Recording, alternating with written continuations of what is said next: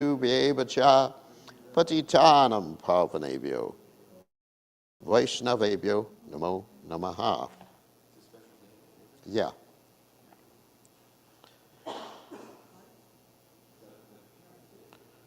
Okay. Madhvacarya and Ramavijaya. Vijay Dasani.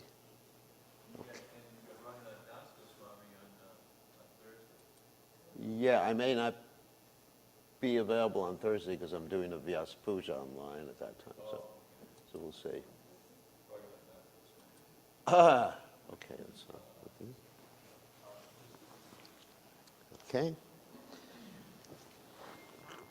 Big crowd. Okay, thank you.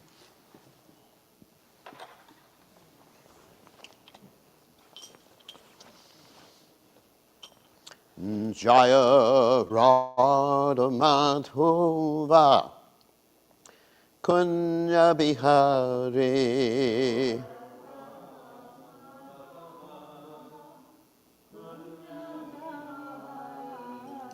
Jaya Radha Madhva Kunya Bihari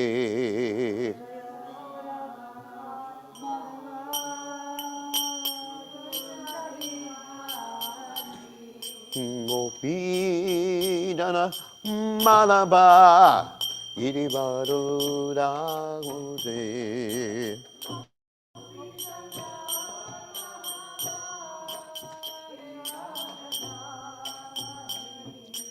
Gopidana Malaba Irivaruda Muse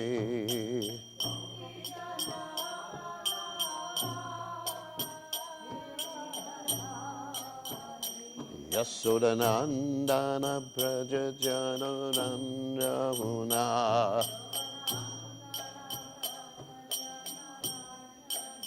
Yasodanandana Brajajananandana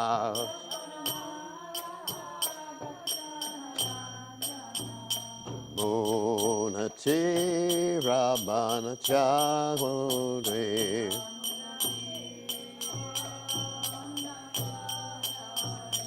Yamuna Tera Banachare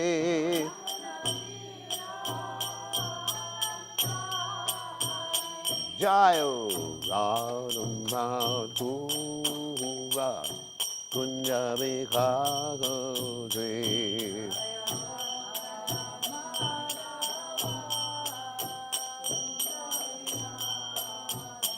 Jayo Radha Madhva Kunya Bihari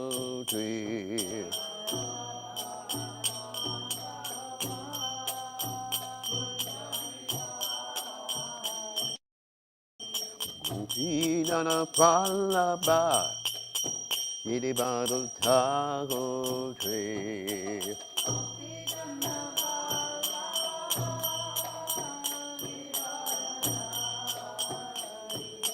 Gopidana Pallaba Iribaru Tagore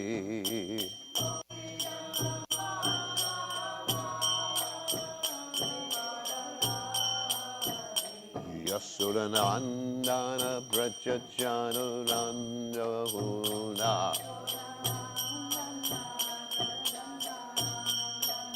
Yasodanandana Brajajananandamuna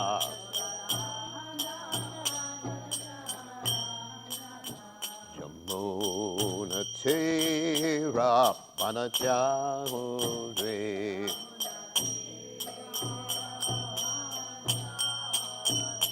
Yamuna Tera Panachare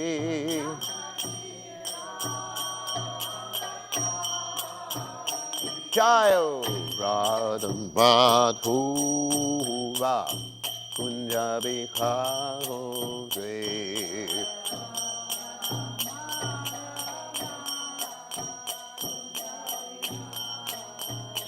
Jayo Radha Madhva kunja bkgoswami.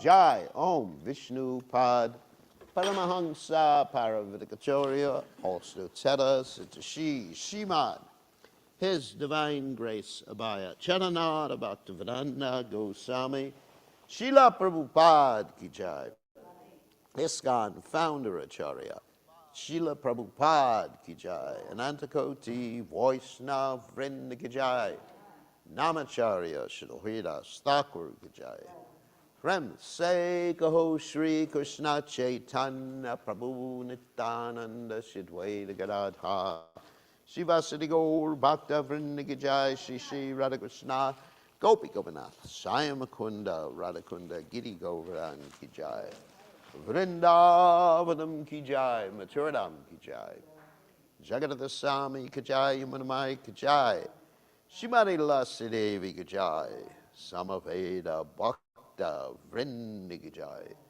Gaur Premananda Hari Hari Bol.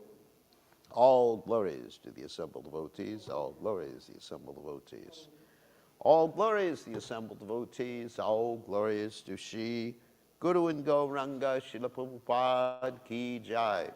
Nama Om Vishnupadaya Krishna Prastaya Bhutle. Shrimati Bhaktivedanta Swami Nityanamani.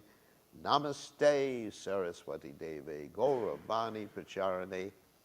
Nirvashesha Shunyavadi Paschatya Dejatarni.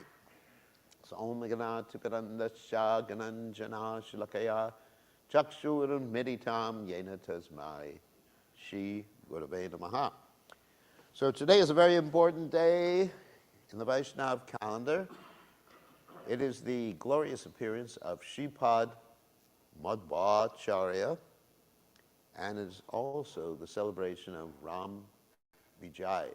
Ramavijaya means the day that Ram killed Ravana. So first we're going to talk about Sripad Madhvacarya. Of course, Madhvacarya is one of the three Vayuputras. Vayuputra means the sons of Vayu. So the three are Bhimsen, right? Bhimsen, Sripad, Madhvacarya, and our favorite, Hanuman. Okay, the three like that. So all of them had tremendous power because being the sons of Vayu, they were basically like Superman. Or even, Bhimsen had the power of like 10,000 elephants, and Hanuman, he could jump over the ocean, and Madhvacarya was famous for jumping long distances when his mother would call him. Many kilometers he would jump. So, and Madhvacarya also had a very unusual relationship with his disciples. Their methodology of association, at least one of the methods of association, was to wrestle with each other. So he was very much into physical culture, not that it was Maya, but to actually keep the body and soul fit. And actually, because he was so fit, he was able to sometimes defeat demons. So let's talk a little bit about his history. So before he was born, there was some prediction of his birth. Some person who wasn't intelligent or wasn't able to read or write cried out that the wind god's son will soon appear. And in order to have such a great son, his father and mother performed this thing called the Payovrata. Payovrata means basically to subsist just by drinking milk. And that's pretty hard. For 12 years, they did that. And even after he was born, they were bringing the baby back from where the baby was born, the baby Madhvacarya. There was a Rakshasa who possessed a man, and the man ran up and touched Madhvacarya's feet, and he became free of the Rakshasa, even like basically the day or a few days after he was born. And he was extremely hungry as a child. It's described that he would drink his mother's breast milk every half an hour. Poor mother. Well, I mean, she obviously was empowered to be the mother of Sripad Madhvacarya. And his Anaprasana was even more interesting. His mother was away, so his mother had instructed his sister to conduct this Anaprasana ceremony. So his sister couldn't find enough to feed him the grains. So finally, she had to take 40 kilos of horse grains, and he ate them all. And as a child, he showed his great heroic activities. I mean, he grabbed bulls' tails and rode the bull all day long. And don't try to ride a bull. I mean, they have a temper to them. I mean, they're very dangerous. And there's an interesting story. This is one of the most famous stories, that his father owed some money to someone. And this someone who wanted to collect the money just stayed outside of his father's house, his parents' house, just sat there. And that's considered an insult in Brahminical culture. Someone just sits there, refuses to take food, refuses to take water, because in Brahminical culture, the reciprocation of hospitality is extremely important. If you don't offer, then it's an offense. And if the person doesn't accept, then you're committing an offense because he's not accepting your offering and you feel horrible. So he was sitting outside like that. And then Madhvacharya said, I will pay you the debts. So what he did was he took some tamarind seeds, and with those tamarind seeds, he put them in his palm, and he gave them to the person who was the creditor. And the person looked down at his hands, and those tamarind seeds turned to gold. So, I mean, he had great mystic powers, too. And he was so learned that even at 5 years old, he was able to correct. There's an interesting story. There was a Puranic reciter who was reciting the Puranas, and he corrected him, and then he also corrected his father in the recitation, pronunciation, and meaning of different aspects of the Puranas. 5 years old, he also had his Upanayanam. Upanayam is an interesting ceremony in which one gets the Brahma Gayatri. The children get the Brahma Gayatri.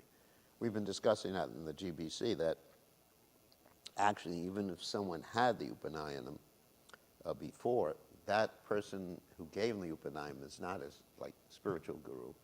It's a ritualistic, what we call Kula guru. Kula guru means like a family guru. So he can again get that Brahma Gayatri when he takes initiation, when he gets old enough and take his vows, because obviously at 5 years old, someone's not taking a vow unless you're Madhvacharya. Then one time there was a snake demon. His name was Maniman. And this snake demon happened to, in his previous life, been killed by Bhimsen. And so what happened is that Madhvacharya put his toe on it was a three-headed snake. He put his toe on the snake and killed him. And as I described before, when his mother called, he was able to jump a long distance. Sometimes it's described several kilometers, but at least a long distance to greet his mother. So when he was in school, he didn't really seem to pay much attention, and the teacher would accuse him, "You're not paying attention. You're not learning." But then he began to recite everything that the teacher had taught him, or he had heard from the teacher, or he knew from previous experiences. And the teacher was amazed. He had this mystic power, too, that he could cure diseases. One of his, the teacher's son had a headache, and he just blew in the teacher's son's ear, and the headache was cured. Then, later on, he accepted this guru named Achyuta Preksha. And the guru, actually, this guru was very intelligent, because the guru used to feed the little children sweets. And when you feed someone a sweet, this causes positive reinforcement, according to B.F. Skinner. So then the children have a very positive attitude towards you. They're just sweet gurus. So basically, he wanted to take sannyas. And his parents wouldn't let him. They wouldn't let him take sannyas. Because, he was the son in the family. Sons take care of the parents later on. They're the old age insurance, right? So they said, unless we have another son, he made a deal with them, then you cannot take sannyas. So they, lo and behold, had another son, and at 9 years old, he took sannyas. And he was given the name Purna Pragya, which means one who has full intelligence. And his guru was actually a personalistic guru, but still the guru loved him very much. And eventually his guru accepted his disciple as his spiritual master, which is really interesting. So Achyuta Preksha was so attached to him that he did not give him permission to go to the Ganges, because he just wanted to be with him. And it's described that when Madhvacarya started to go on his excursions, sometimes, or maybe all the time, his guru would go with him, because his guru was so attached to this particular disciple. And there's some stories say that Purna Pragya, that is Sripad Madhvacharya, brought the Ganges to Udupi, and it's described, it comes in its subtle form every 12 years. So he was given another name by the spiritual master, his spiritual master, Achyuta Preksha, which was Ananda Tirtha. Bliss, the pilgrimage place of bliss. And actually, the name Madhvacharya is very similar to that, because Madhva comes from the word Madhu. Madhu means honey, nectar, or Ananda and bliss. The bliss acharya, or the nectar acharya. So then he began to travel around India. He went to South India. And in South India, he defeated this Mayavadi sannyasi named Vijaya Sankara. And this Vijaya Sankara actually later on tried to defeat Sripad Madhvacharya by stealing all of his books. So Madhvacharya couldn't make reference to any of his books. But Madhvacharya was still able to defeat him. And later on, this king, Jayasingha, this is much later on, was able to recover the books and arrest this Vijaya Sankara.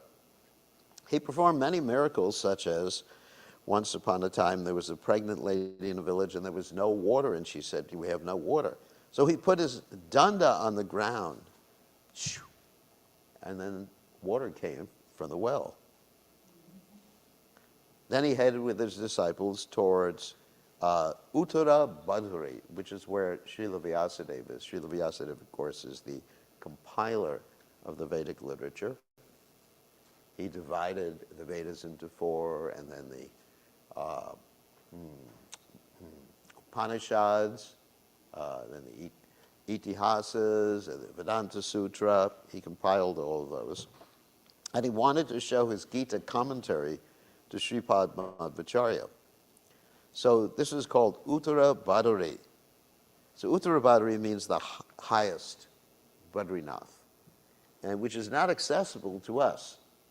Just like you may go to Badrinath, but you can't go to Uttara Badri. It's impossible for a conditioned soul. So one of his disciples tried to follow him. He went like a few steps up, or whatever, some distance up, and Sripad Madhvacarya waved his hand, and Satyatirtha flew back through the air to the base camp at the mountain. So he showed his commentary to Gita Bhashya, that means the commentary on the Bhagavad Gita, to Srila Vyasadeva. Later on, he was instructed by Vyasadeva to compose a commentary on the Vedanta Sutra, Brahma Sutra, and he analyzed the whole Vedanta Sutra in terms of Sambandha, Abhideya, and Prayojana. Sambandha means, the basic tattvas and their relationships with each other. Abhideya means how to come to the perfectional stage, what is the methodology, the sadhana, and then he talked about the sajja. Sajja means the goal, going back to home, back to Godhead, etc. So there's some story told by Bhaktivinoda Thakur in the Navadvip Mahatma that he met with Sri Chaitanya Mahaprabhu, and he was told not to reveal Achincha Bheda Bheda Tattva, but simply present the Dvaita philosophy. So then, back in Udupi, he saved the ship. The ship was actually somehow or other in trouble, and it's described that he saved the ship by creating some sort of wind as he was swimming in the ocean. And he was awarded. There's different versions of the story. Some versions say that he found some Gopi Chandan in the ocean. Others say that he was given the Gopi Chandan by the captain of the ship. Anyway, he was given Gopi Chandan, which he asked for. He put it in the sea, dissolved the Gopi Chandan. It was a big piece of Gopi Chandan, and a deity of Bala and Krishna came out. Not Bala and Krishna, Bala Krishna, came out. And that deity is worshipped today in the main moth in Udupi. In addition, there are Sita Ram deities being worshipped there. There's an interesting story about these Sita Ram deities. Prabhupada actually tells a story that many years before Lord Ram appeared, of course Sita, appeared in this world during the Treta Yuga, you had Vivaswan, and, Vivaswan, Manu, Ikshvaku, etc., the disciplic succession described in the Bhagavad Gita. Vivaswan was worshiping these deities because the Lord's pastimes are eternal. They occur again and again, as Prabhupada would sometimes say, on a routine spool. So he was worshiping these deities, and Vivaswan gave it to Manu, Manu gave it to Ikshvaku, all the way down through the chain of disciplic succession. And eventually, those deities were given to Lord Ram. Now, Lord Ram didn't want to worship his own deities. Obviously, he put them in a closet. But later on, he gave them to a Brahmin, because that Brahmin had taken a vow not to eat until he saw Lord Ram that day. And sometimes it was difficult because Lord Ram would go out for weeks on end. So Lord Ram, feeling compassionate to the Brahmin, gave it to the Brahmin. Brahmin gave the deities to Hanuman, and those deities were later given to Sripad Madhvacarya. So Madhvacarya is worshipping these deities that are eons old. Then he went on tour again, and he was challenged in different ways, not only philosophically, theologically. He was challenged by a wrestler who said, "Wrestle with me." And he said to the wrestler, "Okay, but first, see if you could move my big toe." So he put his foot down, and the wrestler, with all his strength, was grabbing either the toe. Of course, it was a trick. He had to take shelter of Madhvacharya's feet. He was grabbing either toe or some part of the body, to get more leverage, and he was unable to move Sripad Madhvacharya's big toe. Another thing happened when he was traveling. The king was engaging all the different travelers in digging a big lake, and tried to engage Madhvacharya and all of his disciples, and they did. But they engaged the king in the digging, and actually they found water. They dug until they found water. They were successful. Another thing, and also he was attacked by thieves one time, and he fooled the thieves with a bag of stones. So in other words, he said, all right, here's all of our money, gold. And the thieves took it, and they were getting ready to divide it, and they got really angry when they discovered the bag of stones. Then he had a second visit to Srila Vyasadeva and Uttara Bhadari, and Srila Vyasadeva told him to explain the Mahabharata, write a commentary on the Mahabharata. Now, his commentary on the Mahabharata is actually the most authentic commentary on the Mahabharata. It's called the Tatparya Nirnaya, which means, the truth of the Mahabharata. And it was actually interesting. Sometimes it's described as the truth of the Mahabharata from the first person perspective, that is Bhimsen's perspective. And also he wrote a commentary on the Ramayana. And he told these disciples, what he had realized, and he was able to memorize everything, and he told all these stories in Hastinapur. And then even he found Bhima's club, and he showed it to his disciples. This was in, of course, Kurukshetra, or Hastinapur. No, it's Hastinapur. He showed Bhima's club, and then he reburied it, so it's there sometimes. I mean, one time there was someone who did a Photoshop and made it seem that they had found Bhima's club, but it wasn't. And he toured around Kurukshetra with his disciples and showed them, this is where this occurred, this is where that occurred. Imagine that.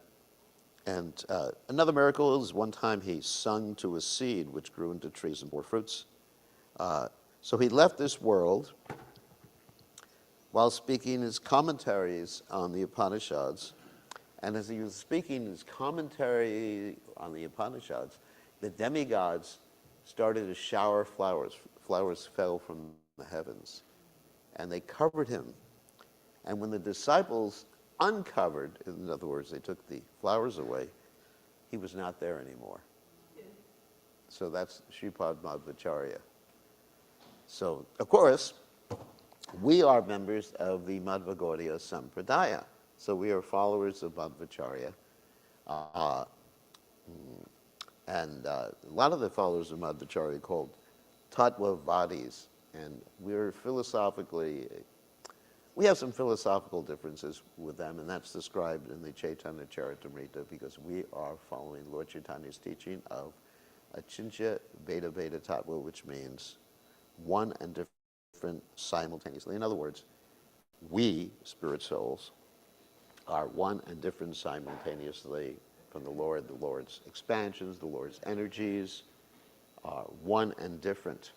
I was listening the other day to conversation that Prabhupada was having with my godbrother Achyutananda, and Achyutananda was taking the part of a Mayavadi, and he was quoting from the Vedas, and he says, actually from the Vedas, and he was saying that we are one, we are one, and Prabhupada said, yes, we are one, and different. What you're saying is not untrue, but we are also different simultaneously. So anyway, so he defeated Achyutananda. So that's Sripad Madhvacharya, and I want to talk a little bit about Ramavijaya, which is very important, the victory ceremony of Ram over Ravana. So a little bit of the story, going back to when Lakshmana is fighting with Indrajit. Indrajit, of course, is Ravana's oldest son, and Lakshman, of course, is Lord Ram's brother. So what happens is that, Ravan, he actually had let's say, a false Sita. He made up some sort of mystical form that it looked like Sita, and he cut her head off. And everybody was completely depressed, especially Ram. But Vibhishan assured them, this is simply a trick. Ravana would never kill her as he is too attached to her. Vibhishan actually reveals what is that. Vibhishan, of course, is the brother of Ravan, the good brother of Ravan. And he tells them what's actually happening. This is a trick. There's a sacrifice going on. And if Indrajit is able to complete his sacrifice, then he will be unconquerable. So Vibhishan shows them where the sacrifice is. They go accompanied by Hanuman and the army.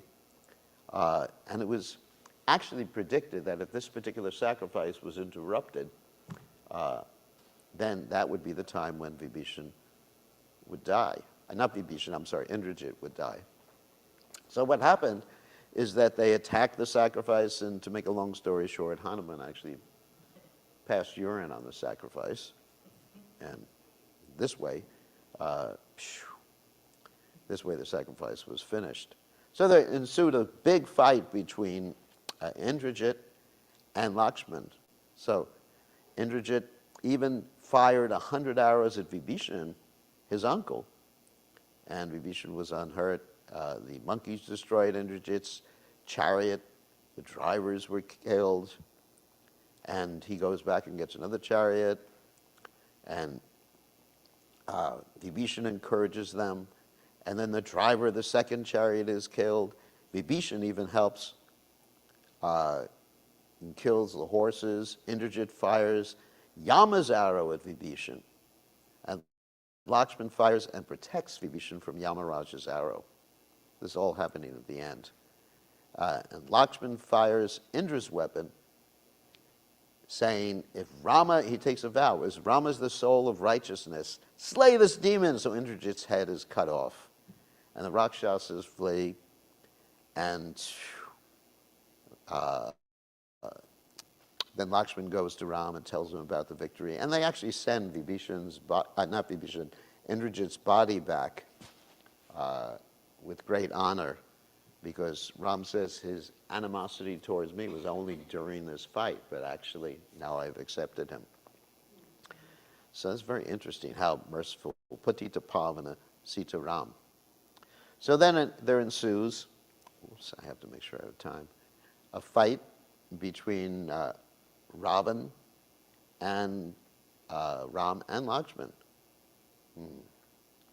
So at one particular point, Ravan actually fires some sort of spear at Lakshman, and that spear goes into his body, and Ram breaks it off or takes it out.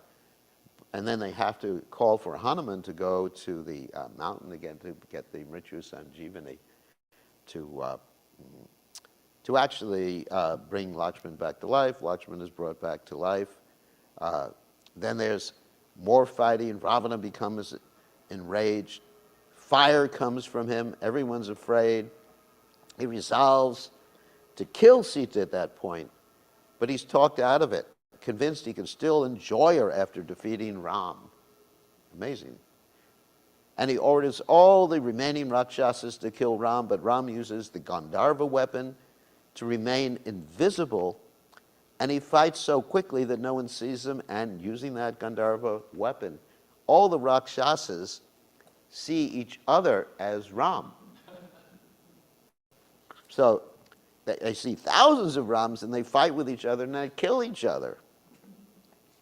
And all the Rakshasas and Rakshasinis are lamenting over Ravana's stupidity and also Surpanaka's ugliness.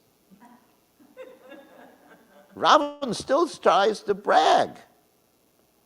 And he brings out more of his soldiers, Maharparshva, Mahodara, and Virupaksha, and gets everybody door to door, I guess just like they're doing in Russia right now.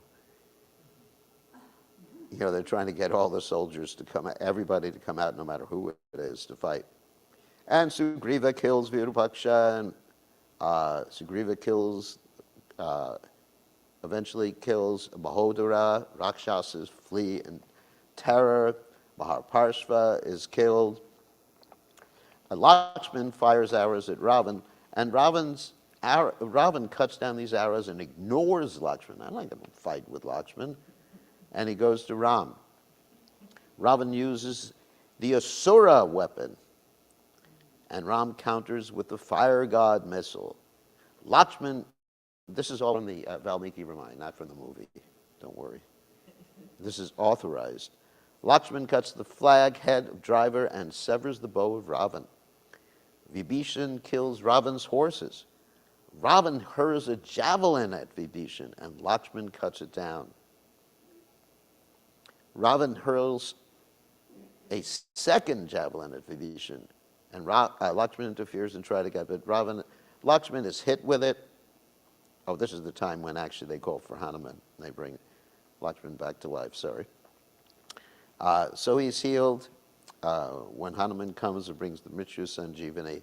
So Ravan gets another chariot, and then Matali, who is Indra's charioteer with Indra's chariot, comes to give Ram Indra's chariot. And so there ensues a fight with Ram on Indra's chariot and Ravan on whatever chariot he's using. So he fires snake arrows, and Ram counters with the Garuda arrows, which swallow up the snakes. Ravan actually cuts Ram's flag off. The Asuras cry, "Victory to Dasagriva!" Ravana throws a spear, and Ram can't stop it with his arrows, but he stops it with a javelin and breaks it into 6 pieces. And Ram pierces Ravan. Ravan becomes bewildered. The chariot driver of Ravan takes him away. And Ravan gets really angry. "Why did you take me away?" And the driver describes that it is my duty. And Ravan says, "All right, you did the right thing." So Ram at this point is getting really tired. This is pastime, of course, the Lord doesn't get tired. So at that point, Agastya Muni appears and teaches him this mantra called the Aditya Hridaya, which means the heart of the sun. So Ram recites the mantra, does his Achman, purification, and he twangs his bow.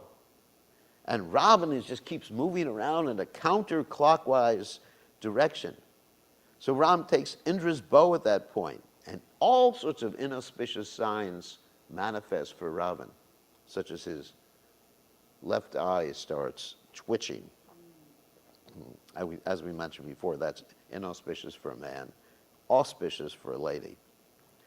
So both armies are not fighting each other at this point. They're just watching in the bleachers, because they understand this is the final battle, and whoever wins, they don't have to fight with each other anymore and kill each other anymore.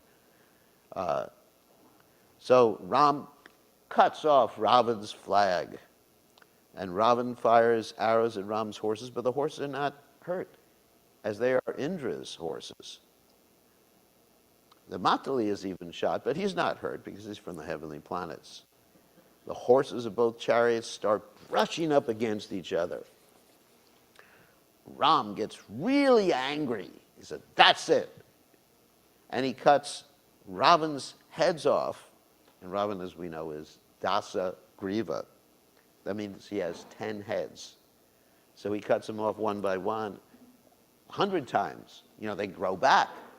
10 times 10 times 10, 10 to the 10th power. And they grow back. And then he doesn't know what to do. And Ravan keeps coming up to him. And the battle is continuing day and night. And Matali knows what needs to be done. He says, use the Brahmastra, the Brahma missile. This is from the Valmiki Ramayana. It's not like in the movie where they say his nectar is in the navel or something like that. Which is, yeah, they make up all sorts of funny things in the movie. I've read the Valmiki Ramayana many times. So Ram fires it and hits Ravan's heart with the Brahmastra. Ravan dies immediately. He falls to the ground. The Rakshasas are running away. The apes are running after them. Flowers and drums flowers are coming from the sky. Drums are played in the sky. Congratulations. And Vibhishan starts crying because that's his brother. And he performs the funeral ceremony for Ravan. And Ram is victorious. And then, of course, there's more of the story which we don't have time to tell. Which they burn the effigy. They fire arrows with flames on them at the effigy of Ravan. That's an idea.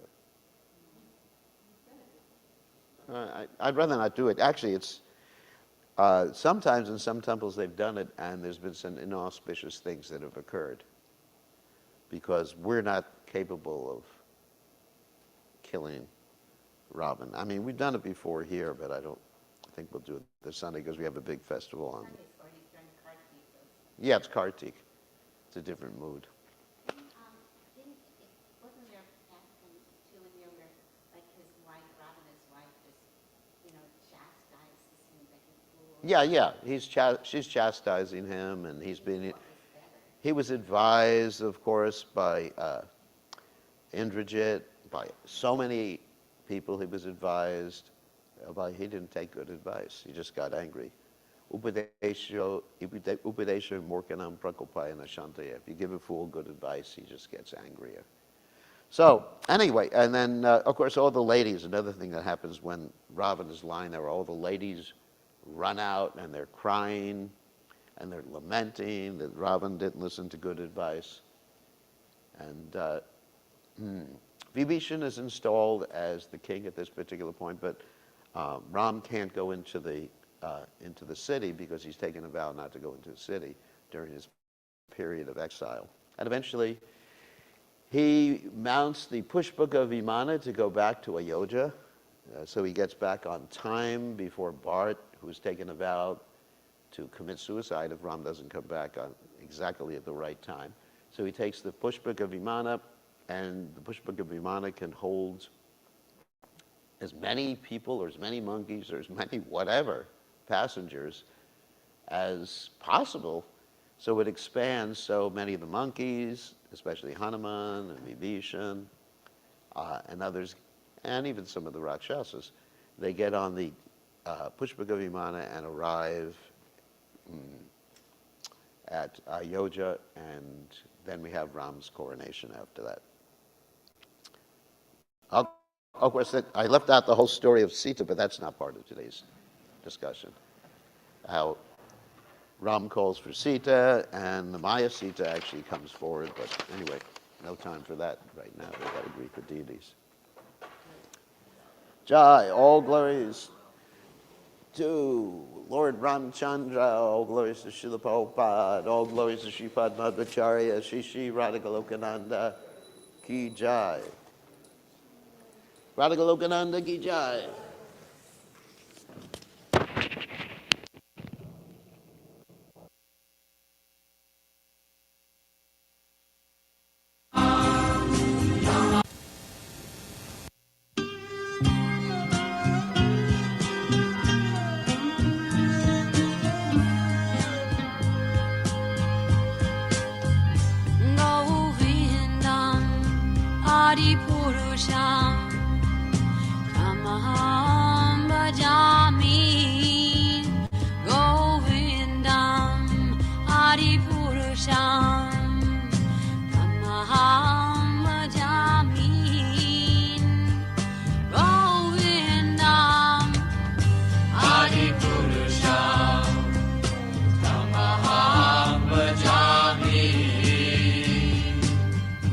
Hey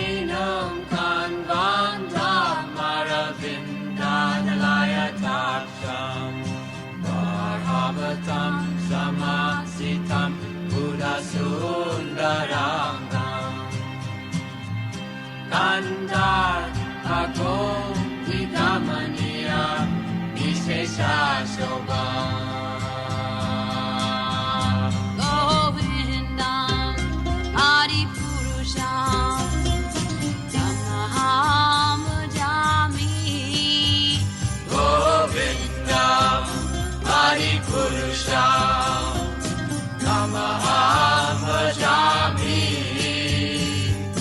Govindam Hari Purusham Namaham Bhajami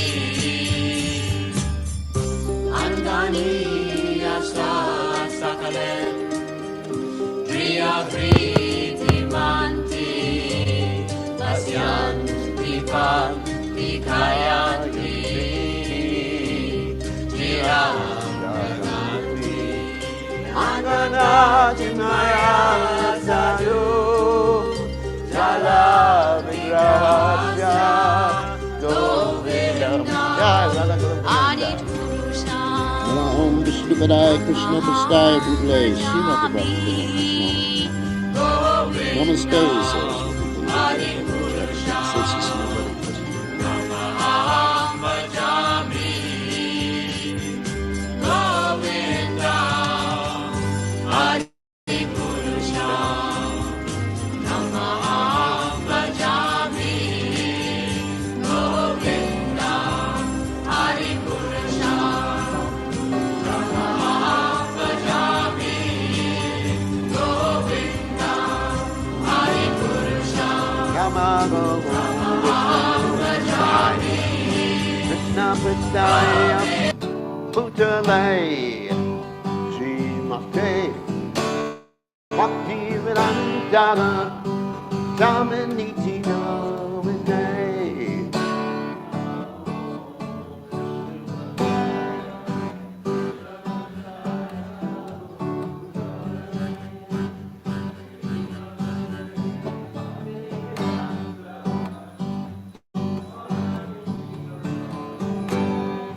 Namaste Sarvati Deve Purvani Shah Devi Devasesha Sunyavane Vasachane Latare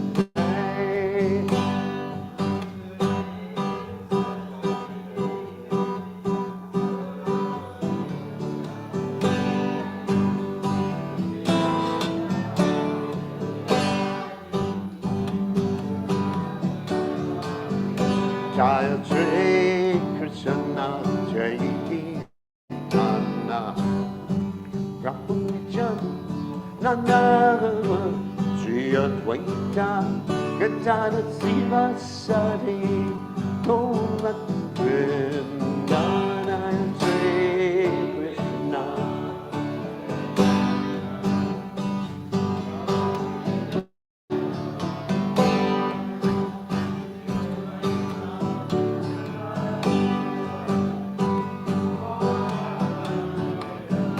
Jaya Sri Krishna Chaitanya Prabhu Nityananda Sri Advaita Gadada Shiva Sade Gola Vrinda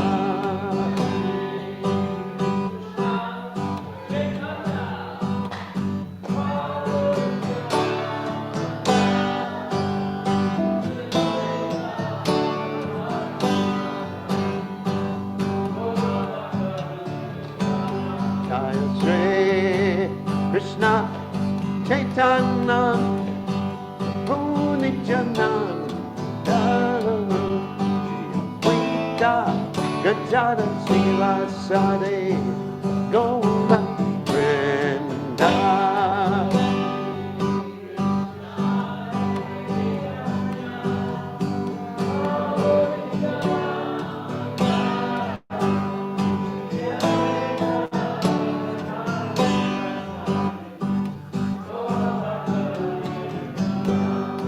Hare Krishna, Hare Krishna, Krishna Krishna, Hare Hare.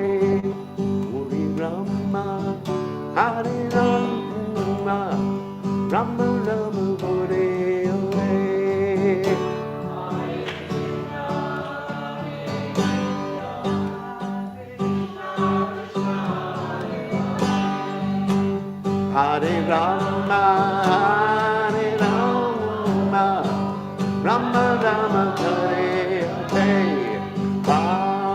Krishna, Hare Krishna, Krishna Krishna, Hare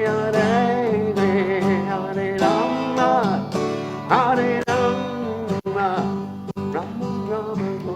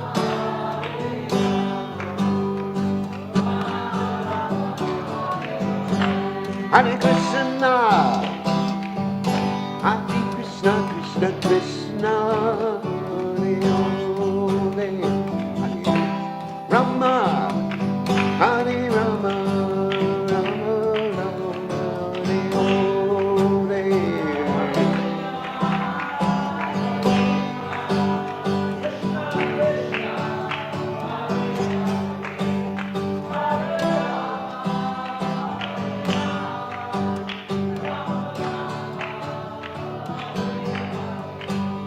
Hare Krishna, Hare Krishna, Krishna Krishna, Hare Hare Rama, Hare Rama, Rama Rama, Hare Hare.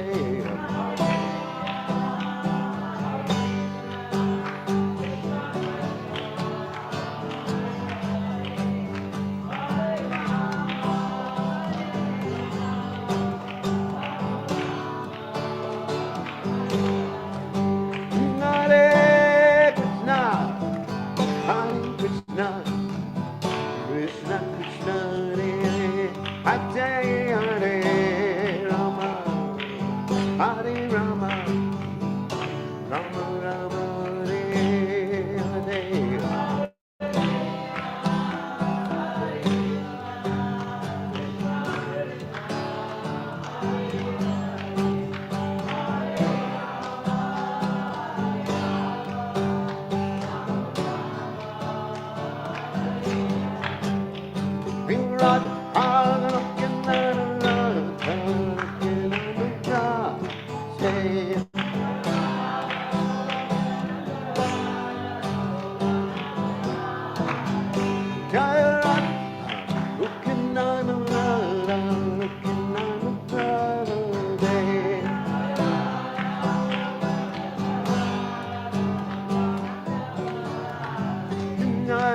Hey,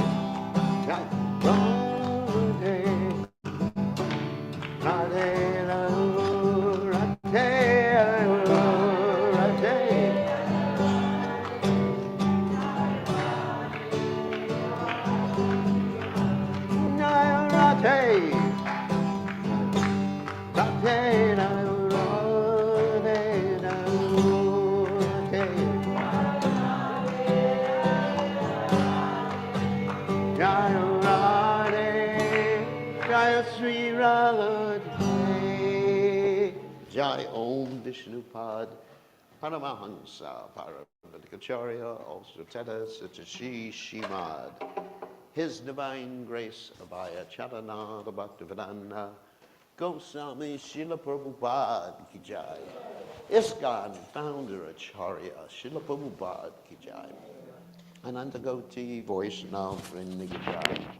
Namacharya Srila